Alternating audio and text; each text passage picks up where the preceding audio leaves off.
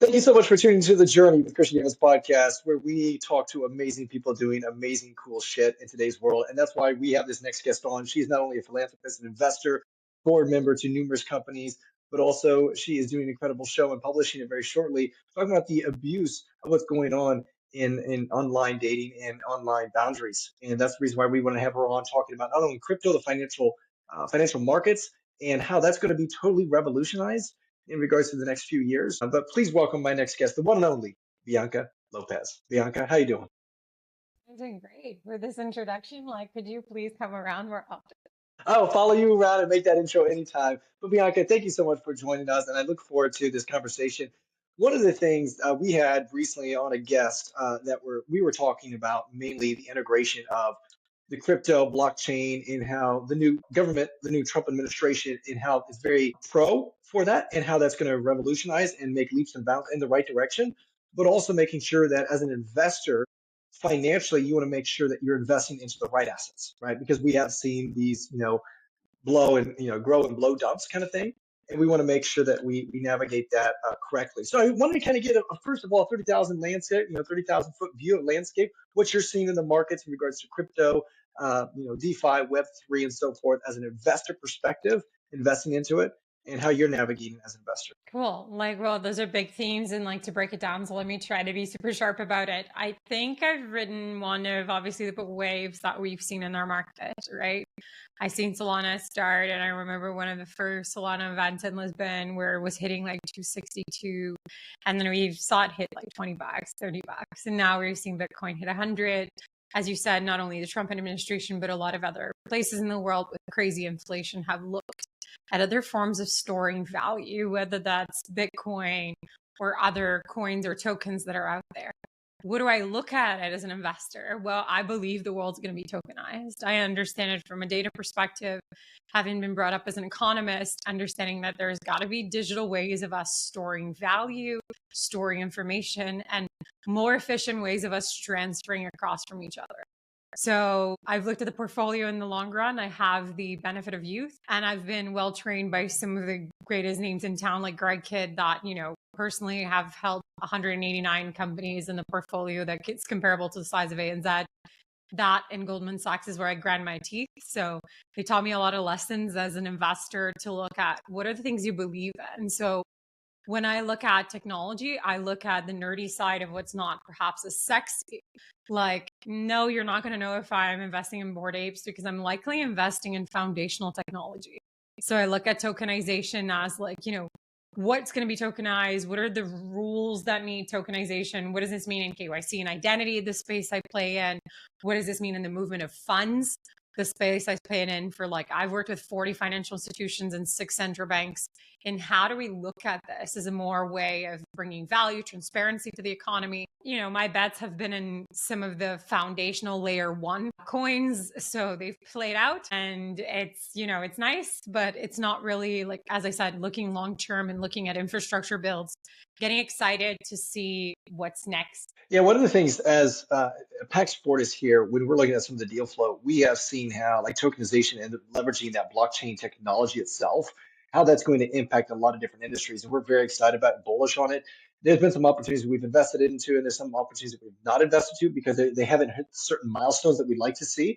I'm just curious in regards to the adaptation of because we've seen a large evolution of people, institutions finally getting involved with crypto of some sort, actually validating the asset itself as an asset class. We're seeing a lot of larger players having some sort of portfolio, having some access to the crypto space. Why that's important is because I'm curious in regards to adaptation or integration of the economy. What that timeline look like in regards to integrating that tokenization and that leveraging that blockchain technology? Okay, so let's separate I think what's happening in institutional, especially if we talk Bitcoin. So Bitcoin as a form of value, and if you look at Lightning Network or the ways to facilitate transactioning of Bitcoin, has led to not only Michael Saylor but people like BlackRock getting into the business, right? These are again hedges, longer term bets in a system of undeniable popularity, and in a time where we've seen the largest wealth transfer that the world has ever seen.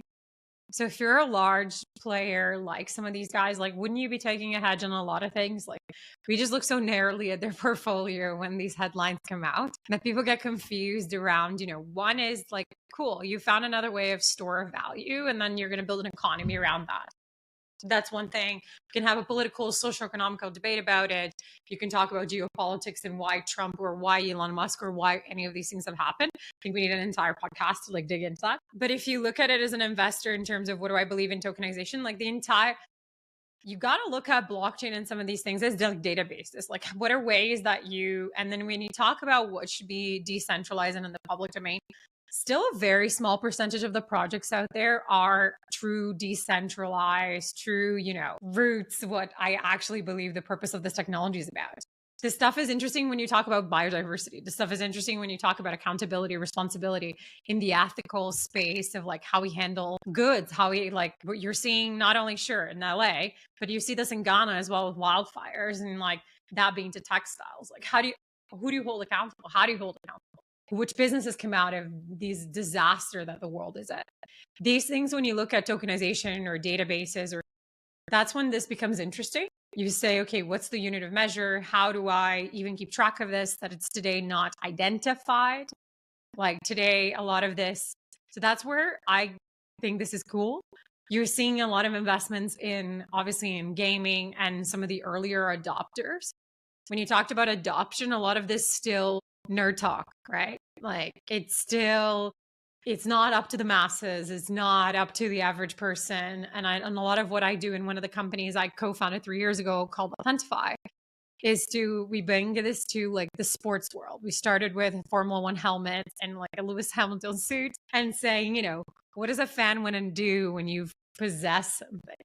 And when you look at tokenization like that, it becomes much more than a game of just, which cool image of which Bored Ape do you have and what privileges do you have of this.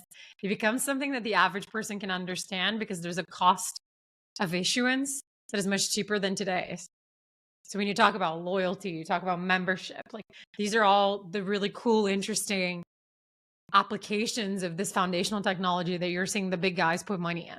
You said right now we're very still early adopters, right? It's still very early adoption. I'm curious when you were thinking that's going to hit kind of mainstream. I'm seeing a little bit of that in regards to just the excitement around it.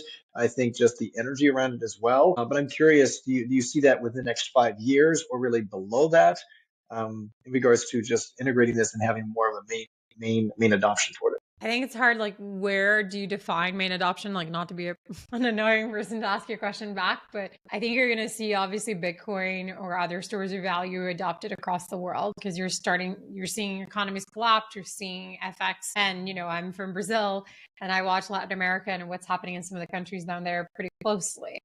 You're seeing their currency be worthless. So when you leave people with crappy environment conditions, crappy job conditions, their money is no longer worth anything.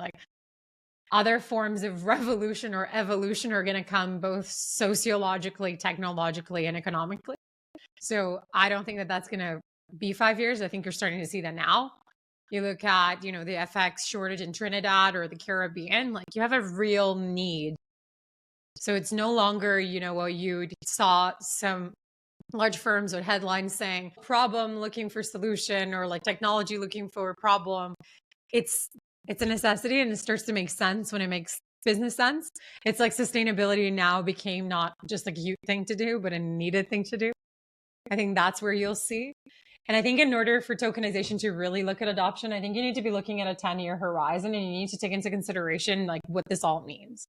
I believe in things like identity foundations that need to be put in place. And tokenizing that information is a sensible way of doing all of this. But then you look at quantum computing or when you look at AI agents or when you look at liquid networks, how do all this stuff make sense of the data? They're going to need the data to exist in a clear, accountable way. So, it's all these other things that are out there in the open, in the investor community, need the rest of the foundation of today's databases to be ready. And we all know that they're not. You look at siloed information in large corporations and enterprises, that's why shareholder value of banking stocks are not what they used to be. the run the bank budget is a bit too high. The change bank budget is not too fast. So I think that some of these adoptions or some of these products or innovations are going to come from the people that have sorted what they need to know about whom and what they're going to do with the information. That's what tokenization can do. But I What you're think you're basically looking at saying a is marker. we have a lot of this data out there, but there's a lot of operational inefficiencies in that streamline. Let's just take supply chain, for example. We don't Sure. know exactly. There's a lot of, let's say, for example, foods. There's a lot of waste in that food process and supply chain aspect, going from, Brazil to obviously here in the US to Walmart in your local store, et cetera. So there's in that whole supply chain process, we could integrate or adopt in the tokenization aspect, and that one application has a huge operational efficiency and the output is just massive. And I definitely see that. I'm just curious in regards to seeing a lot of institutional enterprise. Are you seeing them kind of evolve into that? Are they integrating? I'm noticing they're obviously integrating AI, et cetera, for their just the data and aspect. But I'm curious in regards to this technology specifically. Are you seeing these enterprises making that move and transition? Yeah, I think you're seeing much more. Like you see large banks. So if you look at the financial institutions to start with, you're seeing not only the large banks be in the space from issuing stable coins, having entire teams dedicated to blockchain technology or tokenized assets, looking at tokenized assets as a new form of like lending collateral. A lot of the banks have been looking at green financing and sustainable financing. So you're starting to them to look at like agricultural tokens or tokens for raw assets and raw materials. So I think this has like a massive, so you're seeing adoption. Is it 80% of how they run their business? Of course not. We're early stages. And a lot of this technology, as we all know, is clunky. And a huge problem of all of this is like you start to see the same, honestly, same crap again. Like you start to see, permission databases and ledgers, which like defeats the purpose of everything. And we're going back to like kind of hoarding, but not fully. It's like, okay, we're going to build these new walls. They're going to have some see through, but they're kind of still going to be mine. Or you need to be in my club to be part of it. So I think one of the interesting areas I've seen this technology take place massively in retail is for fraud. And, the inherent desire or need for fraud to be collaborative, which I think is the same when you look at other industries like energy and other things that should be mandated to be collaborative for the sake of the planet and people. You see a lot more usage and you see a lot more of the true benefits coming of like what needs to be decentralized, what needs to be public domain. How do you keep a hold of this information? And then conversations around GDPR, privacy, and all the other cybersecurity technologies become much more interesting. Oops, you left. Okay. Poor guy waited so long and I bored him to death. Did I bore you to death? Sorry about that, Bianca. I think I just went left. Anyways, sorry about that. So I love what you're saying there, and we'll just continue this. One of the things that I find so interesting about this, like you mentioned as well, is as an investor perspective, tokenization, the application specifically for international deals. So one of the reasons why you see a lot of U.S. money being invested back in the U.S. and we're not really investing outside the U.S. is mainly because of currency exchange risk, but also just moving money. I mean, it is a bear. It is so frustrating to be able to just move it, and so it's like, well, we might as well just keep it here. What's interesting, and I'm noticing a lot of my other friends where they're using stablecoin to some extent to one, decrease their risk for currency exchange aspects, but also to move money. So it is a beautiful, beautiful aspect to be able to not only get exposure to those international markets, but also mitigating the risk as a U.S. investor. And I'm curious, what's your perspective on maybe just the full macroeconomic lift that will have by that just one simple adaptation, whether money coming into the US or vice versa, US money going outside internationally? I think the US sits today in a position of economic power and undeniable advantage over the monetary system of exchange. And I think that's why you've seen Feather circulate the kind of volume of money has been circulating now. I mean, in terms of liquidity exchange and full like cash circulation back into the economy, you've seen, stories about big taxpayers and exchanges. And you've seen not only Wyoming, but a lot of other states be looking at this as an opportunity for USDC or a stable coin, whether it's Fed or not. And I think some of the appointments that you would have seen with the Trump administration just kind of like lead you back in that direction. And some of the cleanup in the Federal Reserve banking system leads you to believe that there's an opportunity. And that many lifetimes, but in this journey, I've seen the US learn how to take a few of the economic opportunities that have been chasing, and I've also seen they lose a few when we look at like banking or check systems or some of the other things that you still experience in the US. So I think as an investor or as an entrepreneur in the US system or somebody wanting to look at this, I see a huge opportunity and one that is massively for the taking beyond any canal.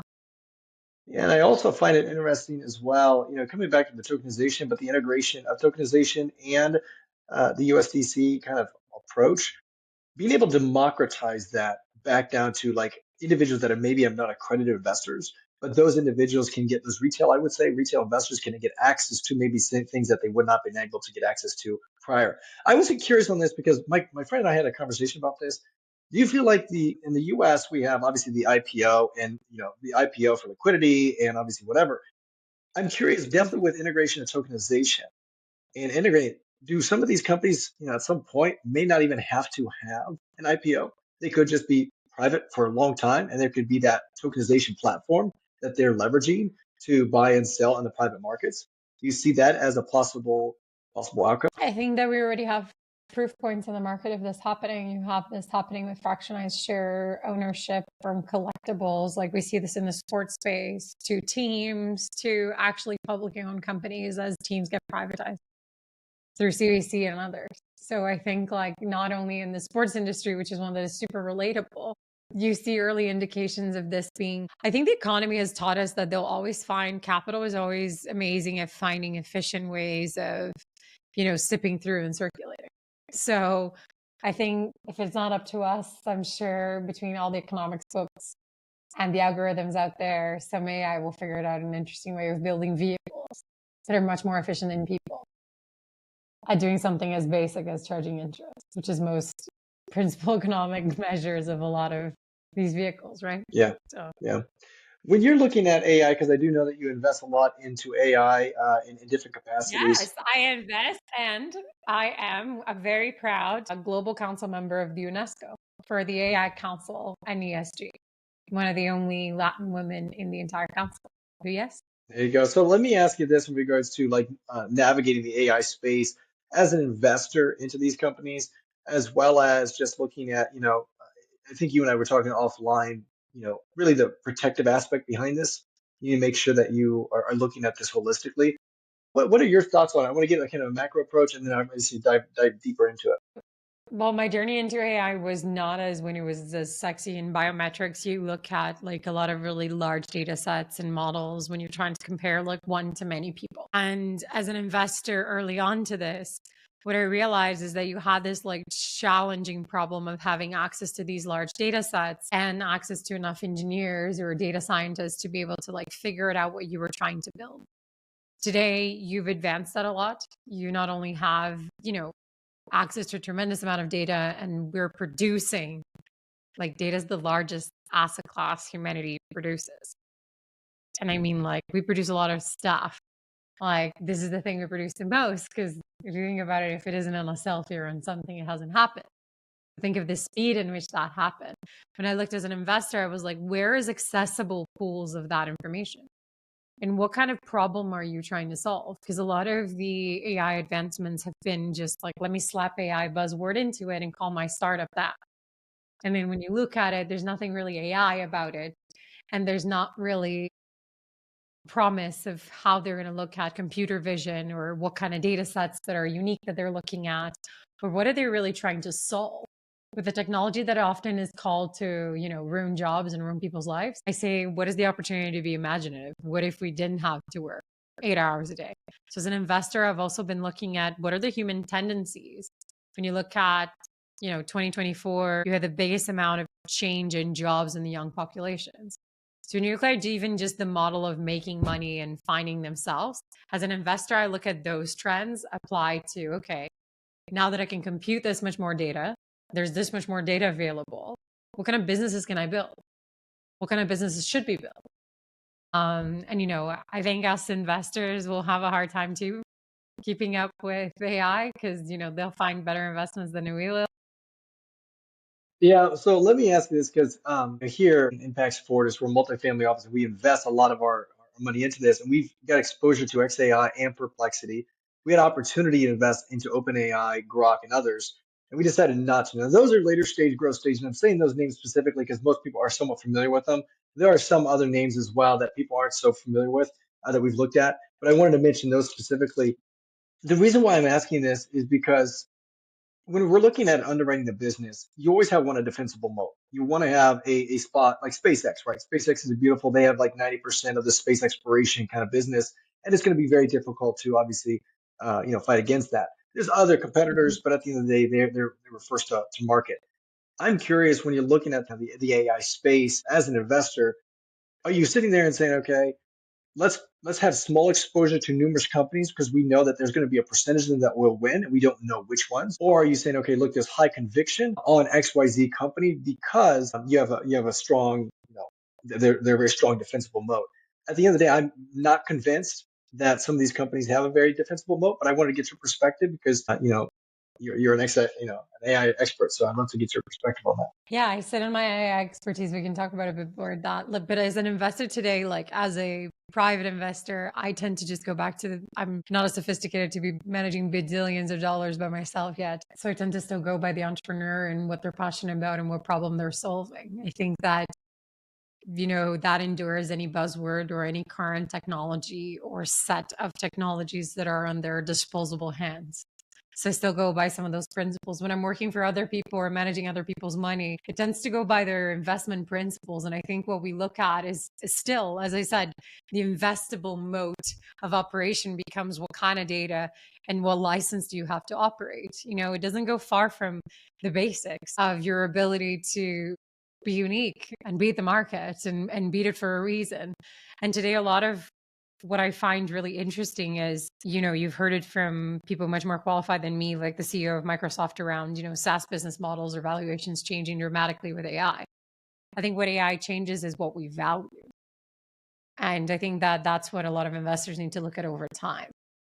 It's like, if all these other principles are true, if I believe, you can take your example, if you believe either SpaceX or Starlink are to be true and are to have an undeniable domination in the market in over 5 to 10 years, what does that world look like?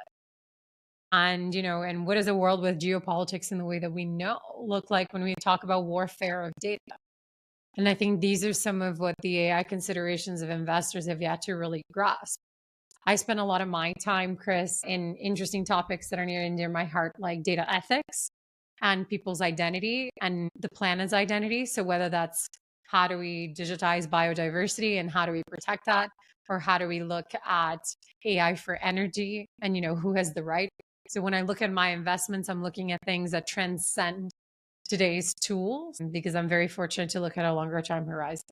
When you say data ethics, I get an idea what you think, but I'd love for you to expand a little bit. So when we look at the day, and like this is a great connection to one of the things I want to talk about around terms of abuse. When we look at the day that society makes, as I said to you, we produce more than anything else that we do, is we produce data every day. With every exchange, with every payment, with every selfie, with every text message, the amount of data points that are collected in every second we spend online or digitally connected to something are and have a value. Some of that data has, almost like back in the days that spices had a well-known value across continents, and some of them were unique rarities that you had no idea. No dissimilar, we live in a world where, every data we provide, some of them had either a black market value or being traded by some of the largest duopolies in the planet, like Facebook or Google. So in this world, when I talk about ethics, I talk about how do we protect. We today think that if we stop our kids in screen time, they either get no screen time or 3 hours of screen time, that we're protecting them somehow, or parental controls are there. But to me, ethics is well beyond that. You have no idea what kind of bullshit your kids are being fed on TikTok every second of the day. And I don't know about you, but the number of dates I witnessed that look like a zombie meeting another, whether endlessly scroll and just look down. If nothing else, to me, what looks like right and fair is a world where I at least get paid to scroll or a piece of the pie. So ethics, responsibility, around data and around AI of this data. Our recording right now, Riverside is lovely, but I have no idea what they're going to do with our recording when you and I are no longer interested, or how this is helping them feed how best episodes should perform. If they connect how this gets exported to Spotify. It's as simple as parental control and as complicated as who has the right to do what with what I produce today. So that's what I mean when I think of ethics. That's what I mean when I think of governance. And I think that these are, not as sexy, not as cool, but huge responsibilities that society is going to have. And you started to see this with GDPR and other legislation.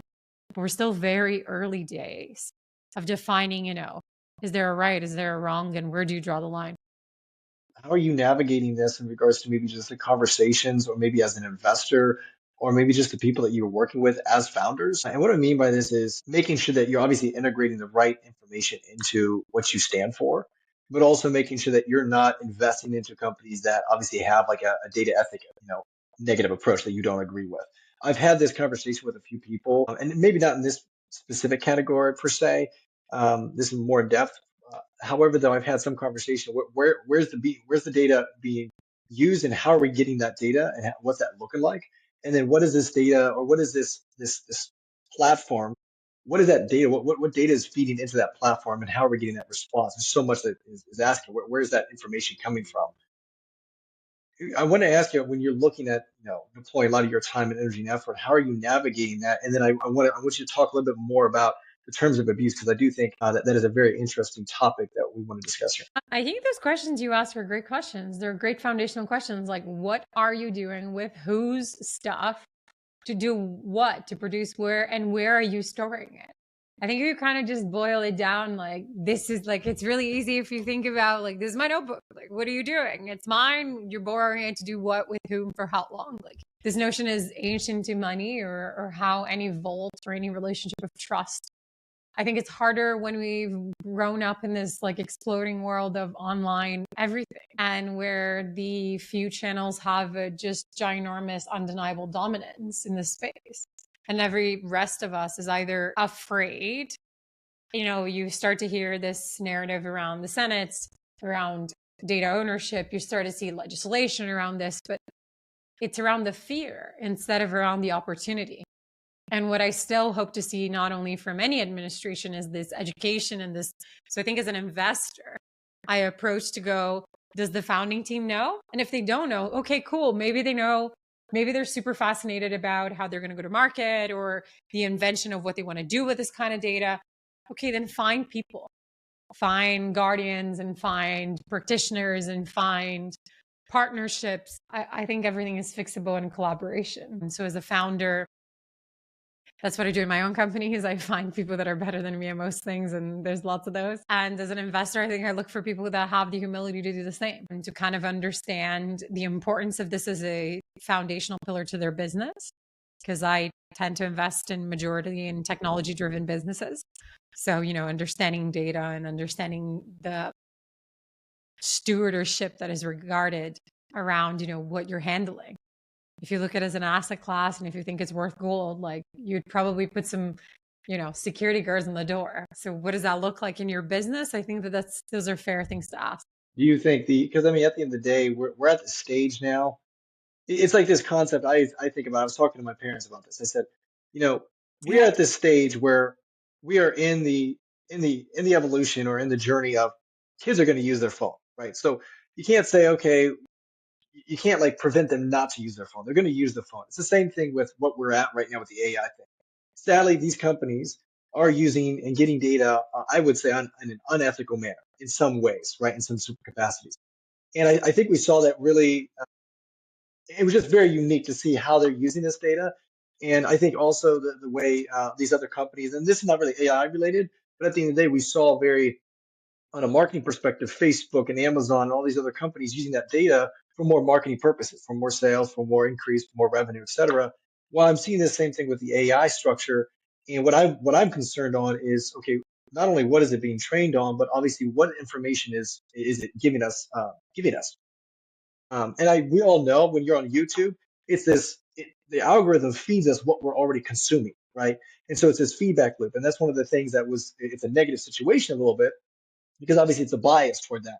It's the same thing when I'm looking at with AI. It's one of those things where, oh, is vaccines real or is it not, right? Or vaccines good? When all of a sudden it'll give the information and it could be pro or con, but I think it's doing a lot better at that because it's giving you more resourceful. Are you noticing a little bit more where it's giving more citations as well as pros and cons, and it's not giving a direct position?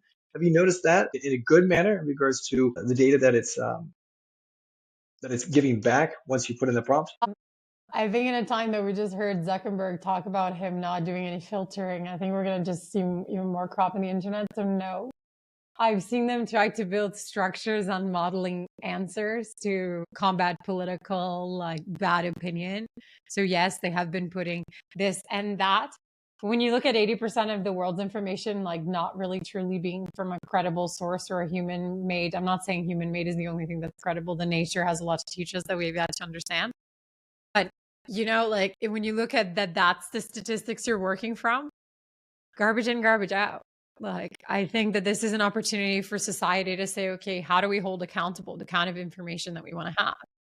And I think that's a huge part of my role in UNESCO around the diversity of thought and how do you have an understanding of, a lot of the biases of the things that we've built is because unfortunately not all of us have had an opportunity to say or had a say or had an opportunity to contribute in what was built. So surprise, surprise, it's kind of biased. So it's just a product of how this is all being made. So when we look at the ability to process, when you look at the average IQ of today's, like, at least OpenAI around physics as an example, if it equates to Einstein and you say, it took humanity 100 years to get there and now it's taking you 6, okay, cool. Like, what does that mean? What does that mean in terms of the problems that we solve or even in the ability to be unbiased? Okay, what is being fed to some of these? Like, as a Brazilian, as an example, there's been a huge debate around, do we need to build our own chat GPT, and, like, what does that look like? And is this now geopolitics and warfare? And are we now going to build, is humanity going to be further segregated instead of understanding how connected we just are? These are the bigger questions I have when it comes to ethics around some of these things. And I'm far from having answers. I think that's why I do the work that I do. That's why I invest in people that try to understand the parts of the stack that are required to handle this, to compute, to protect, to include. So just on the note of, like, obviously Brazil and US, you guys thinking of having your own chat GPT because the information that was provided with the current chat GPT for Brazil, was it inaccurate? Or I'd love for you to just expand, like, what's your thought process? Yeah, there's been a numerous sort of, like, huge, as an example, history professors, indigenous communities, and other members of society or academia portray and say, okay, the intake of the current, no matter what the prompt is, here's what the intake of the data is. The responses are these. And okay, there's a little bit of gap. And we all know that. We know that from history. We know that from how, schooling systems were built or destroyed through wars or religious things. And this is no just Brazil and US. This is across the globe. So I think us as technologists or us as business people or investors or regulators that are ensuring that there is an investment risk appetite for these things to come true, we owe it to ourselves to just ask some of these questions. And I think some of the greatest sort of massive increases in power or in shareholder value of Indivia and other companies show you the dependency or the opportunity when we have monopoly in certain technology aspects. Yeah, I'm always like an optimist, and I see like the powerful beneficial aspect behind AI and the integration of it. But we invested before December, before Christmas, Sandbox AQ, and what they focus on really is like the biopharma and leveraging the LLMs and AI to be able to really extrapolate out drug process, right? And also we basically collapse that time frame. So all the time and the expense of doing like drug testing because of all this, Huge. amazing, yeah, huge machine. It's just amazing. So I think that application is beautiful. But I do think you have a very solid point because I relate it. Which what I'm thinking about is if you guys have it, Brazil has a chat GPT of your own data sets, foundational on its own information, and the US has something we may put in the same response or prompt, but the result would be totally drastically different. And of course, that's almost like a self-fulfilling situation with like you're on YouTube and you're scrolling, you're looking at your own stuff and you're own like, oh, I believe in this. So it's going to feed me more of that same information, which is never really good. It's be able to So I see the diversion, see the ethical problem there, which is, well, I'm glad you're on the board of having that conversation with those individuals. But can I ask you a little bit about online? I'm trying to hold them accountable, There we go. or at least hold all of us accountable, or have an exercise of like discourse, which I think is like, honestly, quite selfishly, is like curiosity more than anything. Well, that's good. That's good. And let me ask you in regards to the term of abuse, online boundaries. We're kind of headed that direction a little bit in our conversation. But when we talk about online boundaries, tell me a little bit more about that. Well, like, okay, so I started working in the world of identity when I started working in biometrics, and this was before biometrics were on phone, and this was a very Minority Report conversation, and about people having your fingerprints and like how scary this is all going to be. Kind of fast forward, like I'm not that old, like fast forward 15 years, like your entire life is online. Like your entire identity, whatever you think your privacy is. I always like having these conversations in these security conferences or with ministers of just saying, but I'll ask a simple question and I'll be like, is your WhatsApp photo the same photo as your LinkedIn picture? 80% of the room would often say no. And I'd be like, okay, is your Instagram profile private? I'd be like, yeah. Okay. This is the way we live in this world right now, where we live, that we have like some sort of notion that our life is private because you've decided to portray yourself in this like tiny, tiny window of freedom that is left of your life in the digital world. And if you look at like the average terms of use of any either SSL single sign-on, so when you say yes, log in with Google, or yes, log in with Facebook, or yes, open this, like if you really read the terms, they're like terrifying. Terrifying meaning like most services can delete, read all your data, save your data backup, change things on your agenda or your calendar. So when we live in a world where we talk that everything's going to be automated and Jetsons is going to come true, like AI is going to do everything for you, I live in a world of asking, wait a minute, like how do we learn from, the lesson that we all had being sent to our rooms during the pandemic, that our boundaries had been a bit changed? And that we were very connected as a species, and there was a few things that we needed to pay attention to. We did a hell lot of nothing with that when it came to, and when I look at my kids and when I look at like their behaviors on Snapchat, the number of ways that they look at their friends on their map every day, or when I look at societies like we just called endlessly scrolling, I want to ask us to ask the question about why do we think it's okay that we've invented everything, but terms of use or abuse are this long, so you just scroll and say yes. And a lot of applications today, if you don't say yes, what's your choice? So it doesn't feel very fair to me. It doesn't feel like a natural human relationship of like boundaries and respect. We're having this wonderful conversation. If you ask me something inappropriate, or if I said something inappropriate, you'd probably end. There would probably be a boundary there, drawn, humanly said, hey, wait a minute. But when the terms are so complicated and you're speaking gibberish to me and I only have a choice but to say yes, we've left society with such little freedom. So I think terms of abuse for me is like a project that's been going on for 10 years. And I finally got some of the largest organizations to say yes, and some celebrities to come in and talk about what has it been like for them with even these channels, whether the terms are of the use of their image, the use of the data. And I think that these are things that our society has to care about and understand. Yeah, and I want to ask you this also because, I always like to be realistic as well, right? We're this far along, and like you mentioned, you really can't use any of these platforms unless they get, you accept those terms. What is the Sure. probability of being able to keep them accountable in today's world? Do you feel like it has to be government interaction or interference, or do you feel like we, the people itself, whether from nation to nation, can stand up and say, "Hey, look, we're not going to tolerate this"? I'm curious, what do you think that there can be and will be movement in that direction? Because I think there is definitely need. I think you see movement in some direction in that place. I think you saw it with some legislations around privacy or people's like inherent knowing of like, you've seen some with taxation of wait a minute, like you're servicing all my citizens over here and your taxes over there. Like I'm going to start holding you accountable. But as most things, I think we make this sound so darn complicated that the average person just doesn't get it. And it's not because they're dumb, they just like we make it sound so complicated. No dissimilar than stocks, bonds, or the financial system. But I think you're seeing it. It's a conversation. It was a conversation in your previous election. It was a topic of debate that comes from a combination. And I think, unfortunately, we're looking at a world where, I don't know, 1 billion people will be displaced without a home in like the next 10 years due to natural disasters and civil wars related to it. You'll have, so people will start to look at what else. And I think when you look at technology or when you look at our dependency, like, I don't know, shouldn't we teach people how to value their energy and their time? And if you look at that exchange monetarily, is far from equal and symmetric or distributed.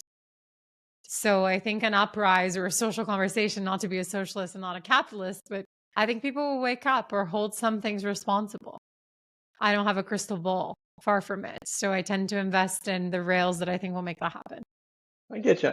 And I mean, because at the end of the day, you can be ideological and saying, hey, look, we need to accomplish this, right? But also, I think it's pragmatic a solution, and I love that pragmatic solution and pragmatic approach, and then also bringing awareness to it.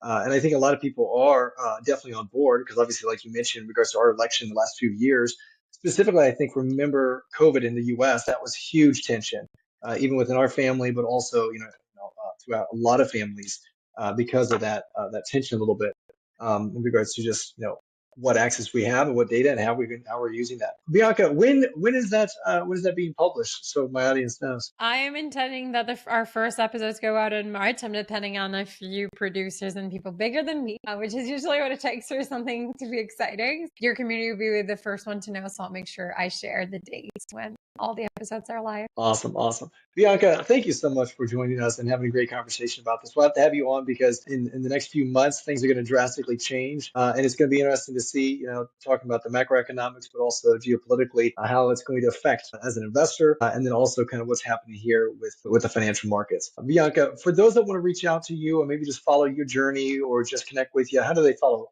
up with you? I'm in, I think, a lot of our, vice channels of knowledge between LinkedIn, Instagram, and other platforms. We'll make sure that you share with your community first. And I'd love to hear from anybody interested in either working with some of the ventures that I'm leading or with some of the funds that I've been helping place.